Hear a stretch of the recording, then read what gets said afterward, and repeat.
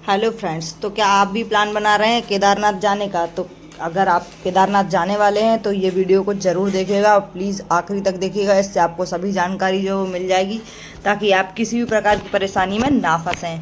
तो मेरे इस वीडियो के साथ बने रहिएगा और आखिरी तक ज़रूर देखिएगा। और चैनल अगर आपने सब्सक्राइब नहीं किया है तो सब्सक्राइब कर लीजिएगा, बेल आइकन को ज़रूर प्रेस कीजिएगा जिससे आगे आने वाले सभी ब्लॉग की जानकारी आपको मिलती रहे।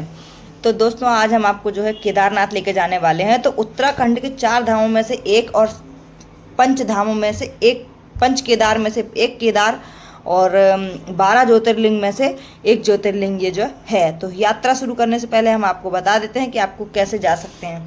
तो सबसे पहले आप दिल्ली जंक्शन पहुंच सकते हैं और दिल्ली से आप हरिद्वार के लिए ट्रेन ले सकते हैं। ट्रेन जो है इजीली अवेलेबल है। अगर आप ट्रेन नहीं मिलती है तो आप बाय बस भी हरिद्वार तक जा सकते हैं।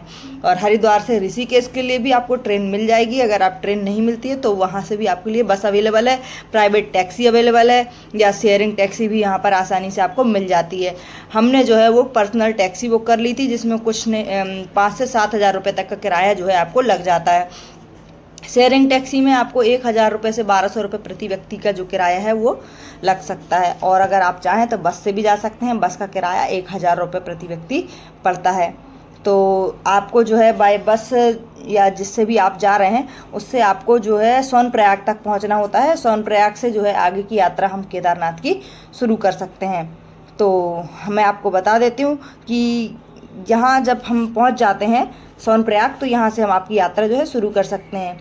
ये जो सीन आप देख रहे हैं फ्रेंड्स, ये जो है देवप्रयाग का सीन है। हम देवप्रयाग जो है आपको रास्ते में पड़ता है। यहाँ पे बहुत ही सुंदर जगह जो है वो देखने को मिलती है और ये रात का नज़ारा हमने कैप्चर किया हुआ है यहाँ पर।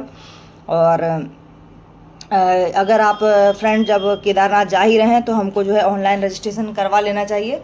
रजिस्ट्रेशन जो है वो ऑफलाइन भी किया जा सकता है, बट अगर आप इसको ऑनलाइन करवा लें तो ज़्यादा बेटर होगा। इसकी जो साइट है वो हम आपको अभी बता देंगे कि इस साइट से आप इसकी ऑनलाइन बुकिंग कर सकते हैं। ये जो सीन आप देख रहे हैं ये सोनप्रयाग का है। ये हमने सोनप्रयाग पहुंचने के बाद बस स्टॉप की जो है वो एक वीडियो ली थी। और सोनप्रयाग के आगे जो है यहाँ की जो गाड़ियाँ हैं वो नहीं जाती हैं। सोनप्रयाग में आपको यहाँ उतार दिए जाते हैं। इसके बाद आपको थोड़ी सी जो है पैदल यात्रा करना पड़ता है और वहाँ पर आगे जो है सोनप्रयाग का एक गांव जैसा पड़ जाता है। वहाँ पे आपको सभी सुविधाएं जो हैं वो उपलब्ध हो जाती हैं। और अगर आपने रजिस्ट्रेशन करवाया है तो ठीक है, अगर नहीं करवाया है तो ऑफलाइन रजिस्ट्रेशन जो है वो हरिद्वार और ऋषिकेश में भी हो जाते हैं। तो मैं आपको रजिस्ट्रेशन की जो है वेबसाइट वो बता देती हूँ कि रजिस्ट्रेशन करने के लिए आप registration@touristcare.uk.gov.in पर रजिस्ट्रेशन करवा सकते हैं। इसमें छोटी मोटी जानकारियाँ ही मांगी जाती हैं, जैसे कि आपका नाम, मोबाइल नंबर, आधार नंबर, पासपोर्ट और फ़ोटो, पासपोर्ट साइज की जो फ़ोटो है वो मांगी जाती है। और रजिस्ट्रेशन जो है वो इजीली आपको मिल जाता है। तो ये जो है अब हम यहाँ से सोनप्रयाग से थोड़ी दूरी के लिए हम चल रहे हैं और यहाँ पर हम आगे जाएंगे। यहाँ पे आपको सभी प्रकार की सुविधाएं जो हैं वो मिल जाती हैं, जैसे कि आप बैग रख सकते हैं और एक छोटा बैग तैयार कर सकते हैं। उसमें आप सभी सामान, जैसे कि ज़रूरी सामान जो है वो ले जा सकते हैं, जैसे कि कुछ गर्म कपड़े, कैप और पानी की बोतल, रेनकोट जो है वो आपको खास कर रख लेना चाहिए और कुछ मेडिसिन्स वगैरह जो हैं वो अपने को बैग में ज़रूर रखना चाहिए। और बाकी का जो हैवी सामान आप लेकर के आए हैं वो आप यहाँ पर लॉकर सुविधा उपलब्ध है, वहाँ पर रखवा सकते हैं, जिसमें कि 100 रुपये या 150 रुपये प्रति बैग के हिसाब से आपके बैग जो है वो रख लिए जाते हैं। तो दोस्तों, अब हमारा जो है पैदल जो है चालू हो चुका है। जैसे कि आपने ये बोर्ड देखा, ये हमें ट्रैक के लिए बोर्ड दिखा दिया गया है और ये कुछ घोड़े वगैरह भी जा रहे हैं। आप चाहें तो यहाँ से भी घोड़े वगैरह जो हैं वो कर सकते हैं। और अगर आप नहीं करना चाहते हैं तो आप आगे से भी कर सकते हैं। और ये सभी प्रकार की जानकारियाँ जो आपको रास्ते में मिलती जाएंगी। और हम थोड़ा सा जैसे ही आगे बढ़ते हैं तो हमको ये मंदाकिनी नदी जो है वो दिखने लगती है। और मंदाकिनी नदी के किनारे किनारे जो है हम पहाड़ों पर चढ़ते रहते हैं। तो दोस्तों, रोड के किनारे जो है वो वार्निंग वगैरह भी कुछ कुछ लगी होती है, जैसे कि हमको रेलिंग के साइड में खड़े नहीं होना है और धीरे धीरे यात्रा करनी है, एकदम से हड़बड़ाहट में नहीं करनी है, क्योंकि इससे जो है आपकी तबीयत वगैरह जो है वो ख़राब हो सकती है। तो इसलिए जो है हवड़ दबड़ में आपको कुछ भी नहीं करना है, आपको आराम से ही जाना है। और अगर फ्रेंड्स आप रेनकोट वगैरह लेकर के नहीं आए हैं तो आप यहाँ से भी रेनकोट ख़रीद सकते हैं। और जितने जल्दी आप रेनकोट खरीद लें उतना ज़्यादा अच्छा होता है, क्योंकि जितना ऊपर आप पहुंचते जाएंगे रेनकोट का जो है प्राइस वो है बढ़ता जाएगा। जैसे कि 100 रुपये में आपको रेनकोट मिल जाता है। ये जो आप देख रहे हैं ये गौरी कुंड है, यहाँ पर गर्म पानी का कुंड है और इसमें आप बढ़िया नहा धो सकते हैं। और अगर आप यहाँ पर रुकना चाहें, जैसे कि आपको रात हो गई है, तो आप गौरी कुंड में स्टे भी कर सकते हैं। यहाँ पर बहुत ही अच्छे प्राइस में जो है होटल उपलब्ध हो जाते हैं। जैसे कि आप 500 रुपये पर बेड के हिसाब से एक बेड लेकर भी आप रह सकते हैं। और अगर आप चाहें तो यहाँ पर रूम के जो रेट हैं वो काफ़ी हाई होते हैं, जैसे कि 2500 तो 3000 रुपये करीब का जो है वो प्राइस रहता है। और आपको गौरी कुंड में भी जो है वो बैग रखने की सुविधाएं मिल जाती हैं, जिसमें आप अपना एक बैग में सामान पैक करके सभी सामान रख सकते हैं। और फिर आप यहाँ से आगे बढ़ सकते हैं। यहाँ पर थोड़ा आगे जा कर के आपको घोड़ा स्टैंड जो है वो मिलता है, और वहाँ घोड़ा स्टैंड के पास में आपको रेट लिस्ट वगैरह जो है वो सभी मिल जाती है कि कितनी दूरी का आपसे कितना पैसा लिया जाएगा। जैसे यहाँ से भी आप घोड़े वगैरह जो है वो कर सकते हैं। तो 3000 रुपये तक में आप केदारनाथ बेस कैंप तक पहुंच सकते हैं। और आपको चलते चलते रास्ते में 2-3 बड़े बड़े स्टॉप भी मिलते हैं, जैसे कि भीमबली और लिंचोली, और फिर फाइनल जो स्टॉप आपका पड़ता है वो पड़ता है केदारनाथ धाम का।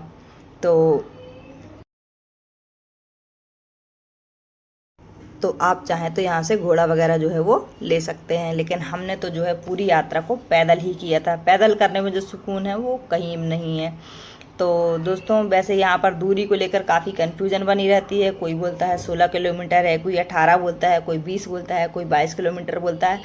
तो आपको ये सब पे ध्यान नहीं देना है। आपको तो बस जय केदारनाथ बोल के यात्रा शुरू कर देनी है, और अपने आप वो यात्रा अंत तो हो ही जाएगी। धीरे धीरे जितनी हिम्मत बने उतना आपको चलते जाना चाहिए। और फ्रेंड्स, मैं आपको बता दूं कि ऊपर जैसे जैसे हम चढ़ते जाते हैं, जो पानी वगैरह के सभी चीज़ों के रेट जो है वो बहुत ज़्यादा बढ़ते जाते हैं। जैसे कि पानी का बॉटल 50 रुपये में मिलता है, जूस वगैरह जो है वो सभी 50 रुपये में मिलता है। तो ये जो झरने आप देख रहे हैं ना, इनका पानी भी बहुत सुंदर, साफ़ और बहुत ही अच्छा होता है। तो आप इसका पानी भी जो है बॉटल्स में भर के पी सकते हैं, और अच्छा ठंडा जल भी होता है। तो ये आप मुझे देख रहे हैं, पिंक जैकेट लेकर मैं जा रही हूँ। यहाँ पे काफ़ी गर्मी हो रही थी मुझे, तो मैंने जैकेट उतार के रख ली है। लेकिन जो है ऊपर ये जैकेट बहुत काम आने वाली है, क्योंकि ऊपर बहुत ही ज़्यादा ठंड हमको लग सकती है। और पहाड़ी मौसम है, तो भाई पहाड़ों में पानी कभी भी गिर सकता है, तो हमको इस सब से भी बच के जो है वो चलना होता है। तो देखते जाइए आगे क्या क्या देखने को मिलता है। हमने सभी जो झरने हैं और जो मंदाकिनी नदी है, पहाड़ हैं, इन सब का पूरा व्यू जो है वो कैप्चर किया हुआ है। और गौरी कुंड जो है, इसके कुछ नहीं तो 1 से 1.5 किलोमीटर के बाद जो है हमको मंदाकिनी नदी जो है वो दिखाई देने लगती है।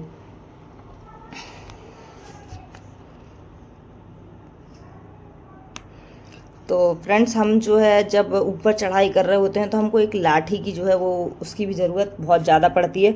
तो हमको एक लाठी ले लेनी चाहिए, जो कि 50 रुपये में आपको आसानी से मिल जाती है। तो आप जैसे ये देखिए, आप देखेंगे कि सभी लोग लाठी लेकर के जो है चढ़ाई करते रहते हैं।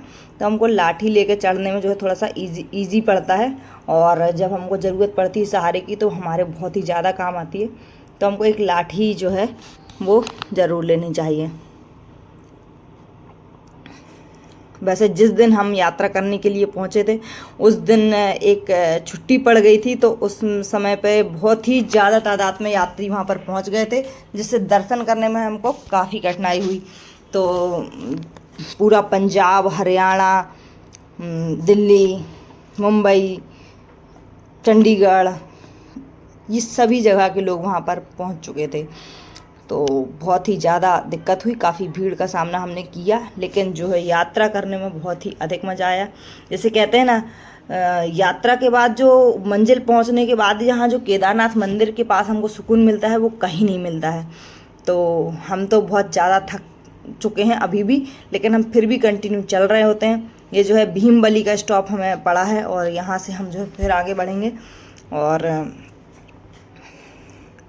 भाई यहाँ पर 1 किलोमीटर चलने में भी बहुत समझ में आ जाता है।